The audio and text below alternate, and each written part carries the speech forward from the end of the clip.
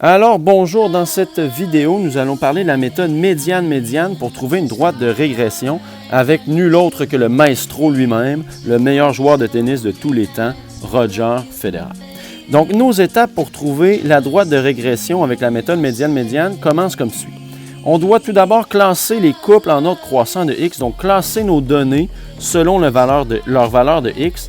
Si on a le même x, on regarde le y, donc en ordre croissant du y pour des données qui auraient le même x. Ensuite, on sépare les données en trois groupes égaux. Un premier groupe, deuxième groupe, troisième groupe, qui ont le même nombre de données. Si ce n'est pas possible, on veut s'assurer que le premier et le troisième groupe ont le même nombre de données. Bien important de s'en rappeler. Ensuite, on fait la médiane de chacun des groupes, donc P1, P2, P3, qui seront nos trois médianes dans les trois groupes qu'on aura identifiés auparavant. Calculer ensuite le point moyen, donc la moyenne de ces trois points-là, des trois médianes, on va calculer PM en faisant la moyenne en X, moyenne en Y de P1, P2, P3. On utilisera ensuite P1, P3 et PM. P1, P3 vont nous aider à déterminer la pente de notre droite et ensuite PM, on l'utilisera pour trouver la valeur initiale, le B, dans notre règle pour la droite de régression. Alors, en 6 étapes, avec ces 6 étapes-là, on va trouver la droite de régression selon la méthode médiane-médiane. Donc, allons-y pour un exemple avec notre cher Roger Federer. On a ses années professionnelles ici qui, en date de 2020, se cumulent à 23 et son nombre total de victoires en carrière sur le circuit professionnel. On a 23 couples de données. Nous, on va chercher donc à séparer ces 23 données-là en 3 groupes égaux. 23 ne se divise pas par 3. 21 se divise par 3, ce qui ferait 3 groupes de 7. Ce qui veut dire que j'ai 2 données extra. Donc, je vais avoir 8 données dans mon premier groupe. Je vais en avoir 7 dans mon deuxième.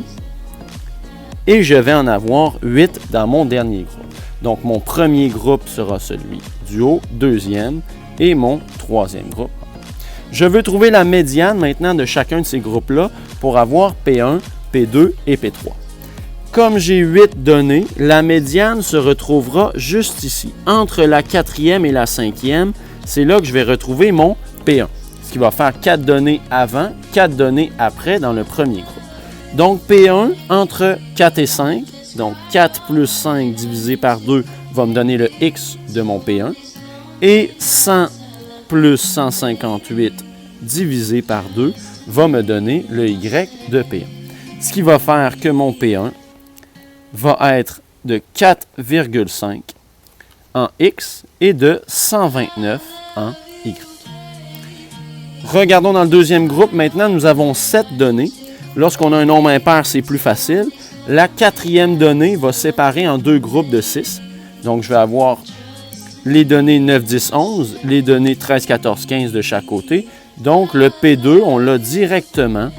P2 sera donc 12, 678.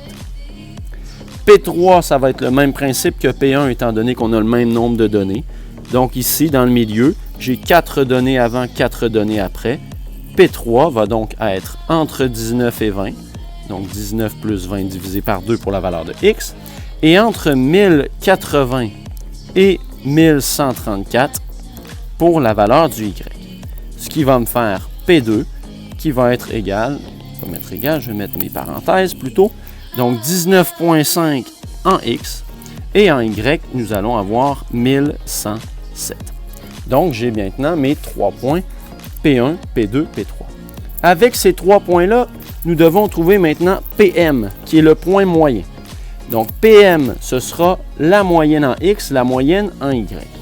Alors, 4,5 plus 12 plus 19,5, tout ça divisé par 3 va me donner la valeur de X de mon PM.